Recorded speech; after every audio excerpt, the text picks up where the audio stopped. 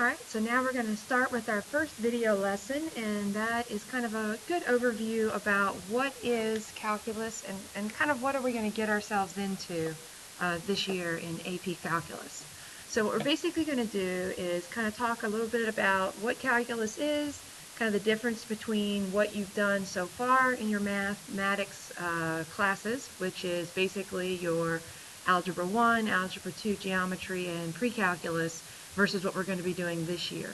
The big thing to remember about calculus is really this idea that calculus is really going to be the study of how things are going to change, both with respect to time and kind of with respect to each other. You may be interested to know how your profit is changing as you change your labor or your workforce. Really, calculus is about studying things that are changing dynamically to kind of see how the effect of one thing is on another. Kind of when you look at it, you want to think of this as you kind of started in your elementary years doing arithmetic. And arithmetic is basically this, I manipulated numbers. I learned how to add numbers and multiply numbers and subtract numbers. So I just kind of learned about what a number was and some operations on those numbers.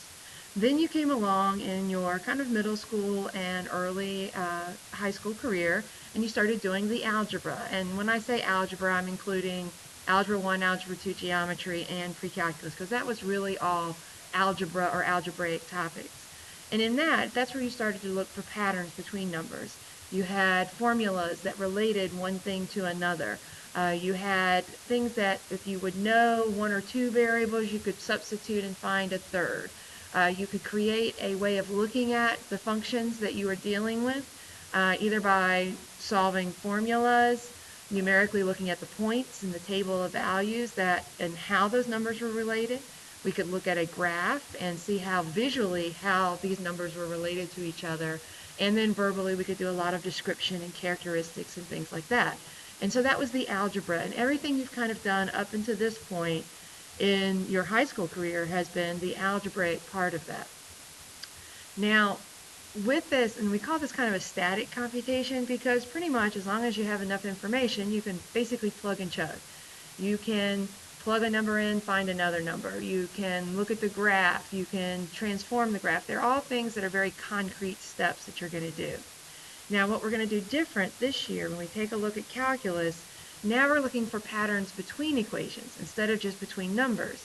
It's going to use, and this is going to be kind of the biggest part of this first section, this idea that there's going to be some kind of a limiting process that we're going to be using, that we're not going to be able to calculate something directly.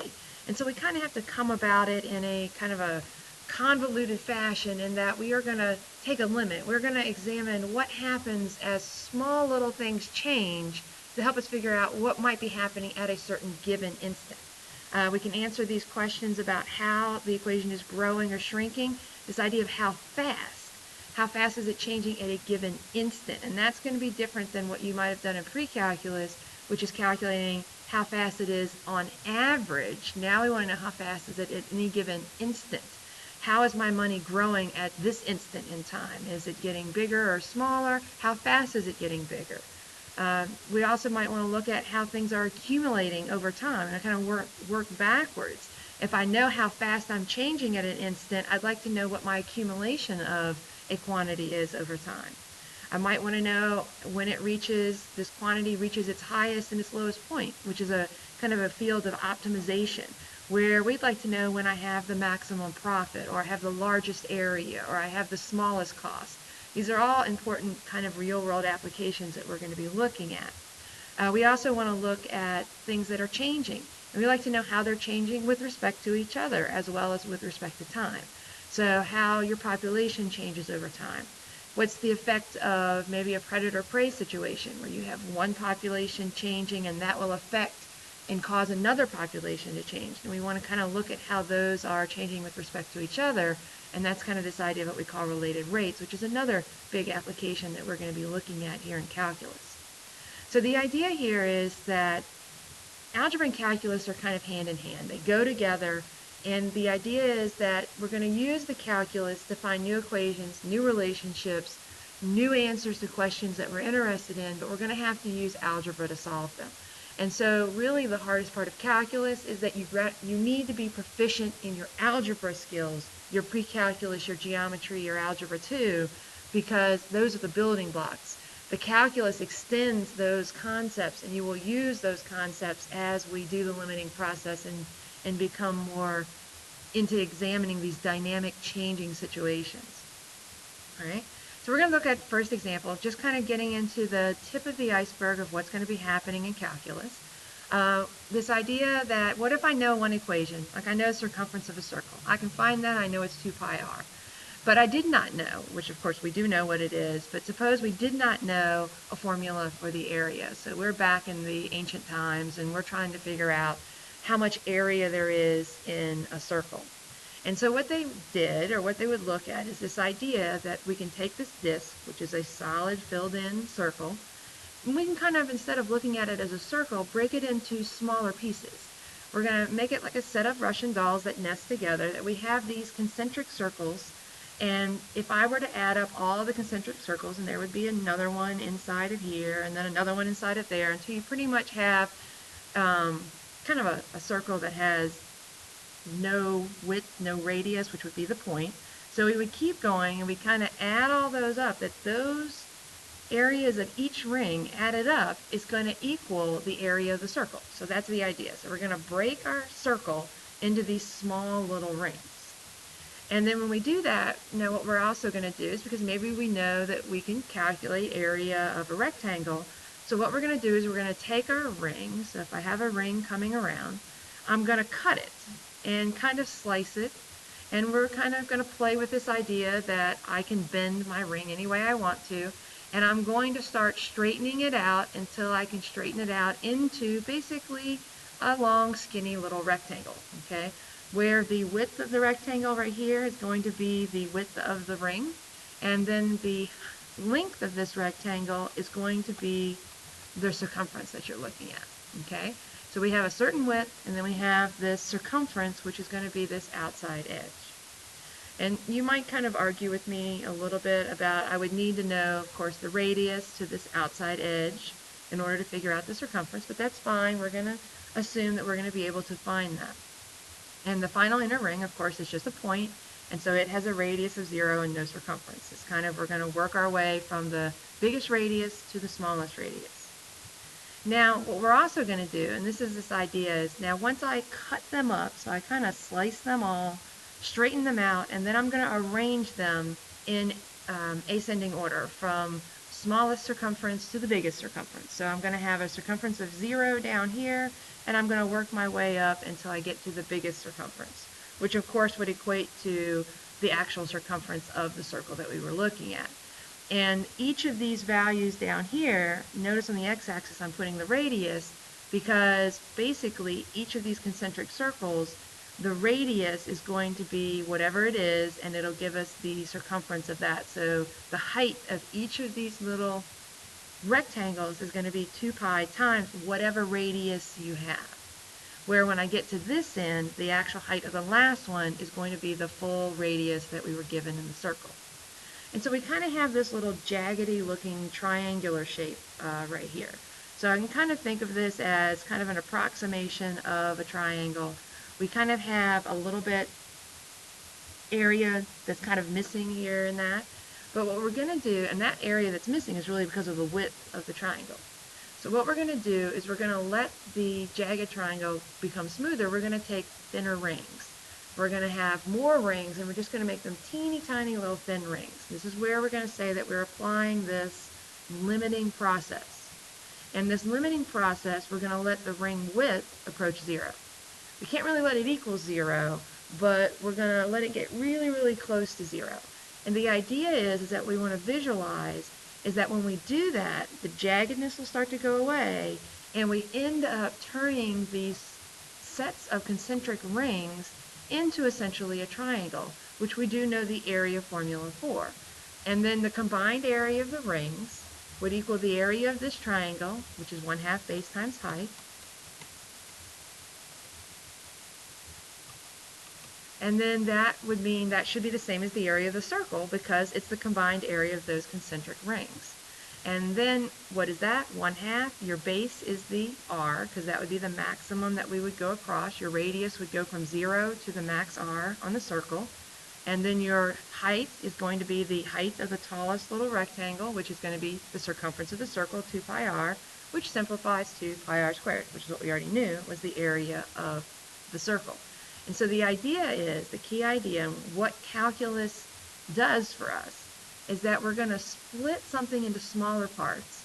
We might put it back together in a slightly different way, but you are always going to use some sort of a limiting process, and that limiting process is going to help us figure out the answer that we could not calculate directly. And that's a recurring theme in calculus. Big things are made of little things. We can look at the little things because they're easier to work with, and we will always set up some kind of a limiting process to find answers that we can't calculate directly. All right, now for our second example, I'm actually going to let the Khan Academy do a little short 9-minute video for you. Here's the link for it if you ever want to go back and take a look at it, but I'm going to pull it up and I'm going to let you watch this little video. And this is going to be more of a real-world example where we're going to be looking at Usain Bolt from the Olympics and kind of how fast, we want to know how fast he's going at any given instant. This is a picture of Isaac Newton, super famous British mathematician and physicist. This is a picture of Gottfried Leibniz, super famous, or maybe not as famous, but maybe should be, famous German philosopher and mathematician. He was a contemporary of Isaac Newton. These two gentlemen together were really the founding fathers of the calculus, and they did most of their major work in the late 1600s. And this right over here is Usain Bolt, Jamaican sprinter, who's continuing to do some of his best work in 2012. And as of early 2012, he's the fastest human alive, and he's probably the fastest human that has ever lived. And you might have not made the association with these three gentlemen. You might not think that they have a lot in common, but they were all obsessed with the same fundamental question. And this is the same fundamental question that differential calculus addresses. And the question is, what is the instantaneous rate of change of something? And in the case of Usain Bolt, how fast is he going right now?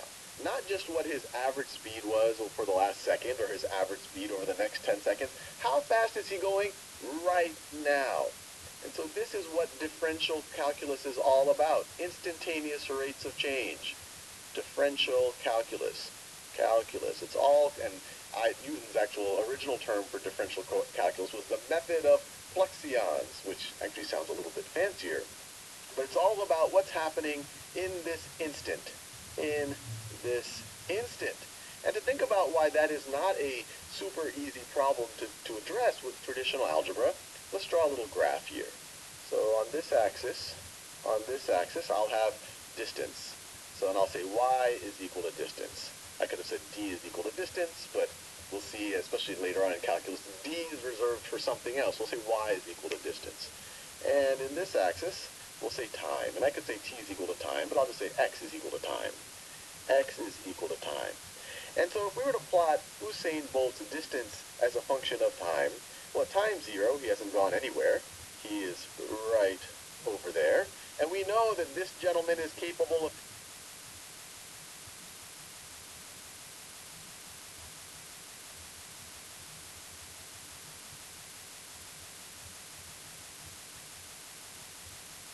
traveling 100 meters in 9.58 seconds. So after 9.58 seconds, we'll assume that this is in seconds right over here, he's capable of going 100 meters. 100 meters. And so using this information, we can actually figure out his average speed. His average, let me write it this way, his average speed is just going to be his change in distance over his change in time, And using the variables over here, we're saying y is distance, so this is the same thing as change in y over change in x from this point to that point. And this might look somewhat familiar to you from basic algebra. This is the slope between these 2 points. If I have a line that connects these 2 points, if I have a line that connects these 2 points, this is the slope of that line. The change in distance is this right over here. Change in y is equal to 100 meters. And our change in time is this right over here. So our change in time is equal to 9.58 seconds. We start at 0, we go to 9.58 seconds. Another way to think about it, the rise over the run, you might have heard in your algebra class, is going to be 100 meters over 9.58 seconds. So this is 100 meters over 9.58 seconds.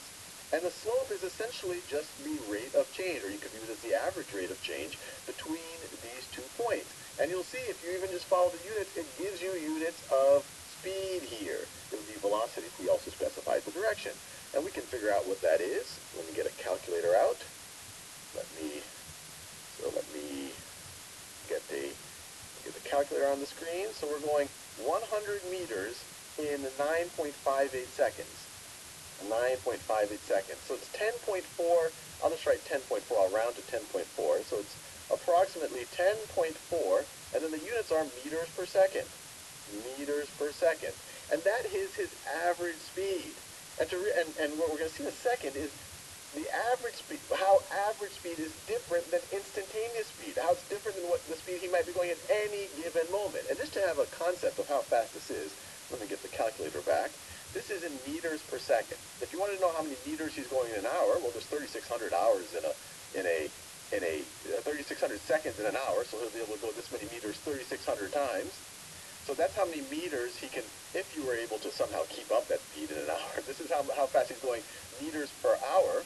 And then if you were to say how many miles per hour, there's roughly 1,600, and I don't know the exact number, but roughly 1,600 meters per mile. So let's divide it by 1,600. And so you see that this is roughly a little over 23, about 23 and a half miles per hour. So this is approximately, I'll write it this way, this is approximately 23.5 miles, let me scroll over so I don't have to bunch that, miles per hour. And relative to a car, not so fast, but relative to me, extremely fast. Now, to see how this is different than instantaneous velocity, let's think about a potential plot of his distance relative to time.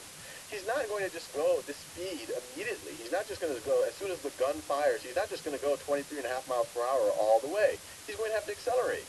So at first, he's going to start off going a little bit slower.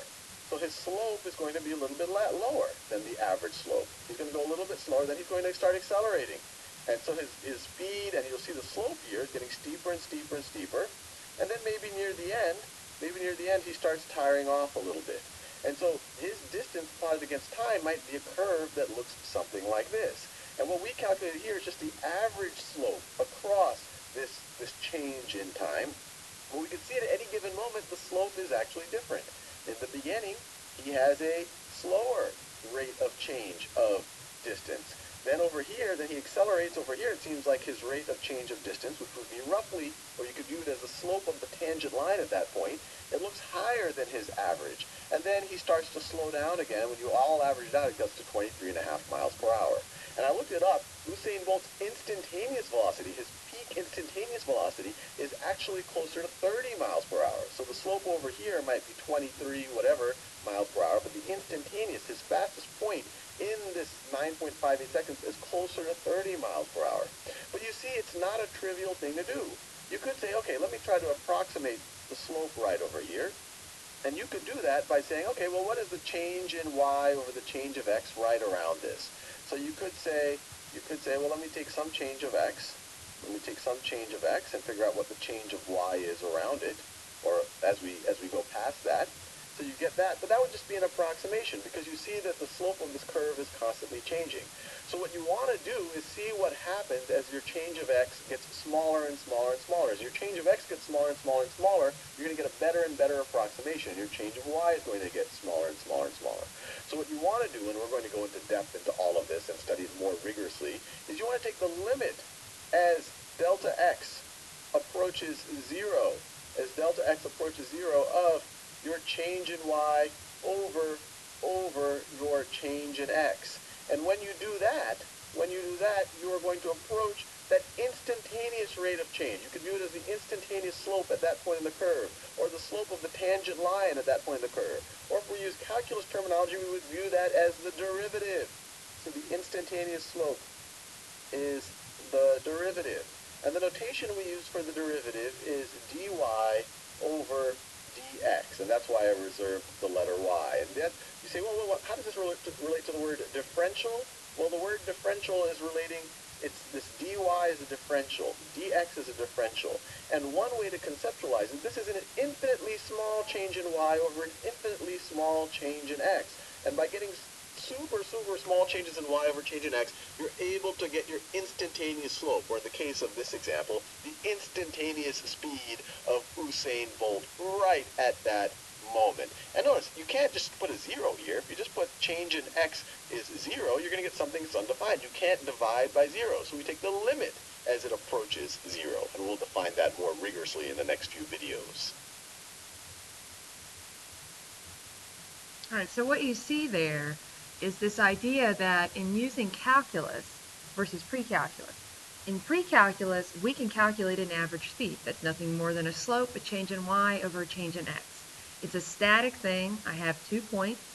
I can do a straight calculation. I can get an answer for average speed. That's using pre-calculus or using algebra. But if I wanted to calculate his instantaneous speed, I'm pretty much stuck. The only way to get that is to use this limiting process, to break things up into smaller and smaller intervals. Pick 2 points that are closer and closer together. So create secant lines using 2 points that are getting closer together, getting smaller, and then use those slopes of those average speeds, the slopes of the secant line, in order to approximate what the slope of the tangent line is. So it turns it into a calculus problem because it's an idea of where we're going to use a limiting process. So basically what we're going to do is we're going to begin our study of calculus mostly by examining the simple idea of slopes. So what we want to do is this idea where we're going to be constantly talking about a rate of change. We're going to be talking about average rates of change, which is a pre-calculus concept, versus an instantaneous rate of change, which is going to be a calculus concept. And we're really going to be specifically looking at how one quantity changes with respect to another quantity. It may not always be time. We may want to know how the circumference of the circle is changing with respect to how the area of the circle is changing. And so this idea is that whenever we start talking about a rate, if we are talking about an instantaneous rate, then we are talking about calculus. All right, so I'm going to stop. This is part 1 of this set of notes, so I'm going to stop the video right here, and then we'll come back and we'll start talking about slopes in general. We'll start with the easy straight lines and kind of work our way up to curves.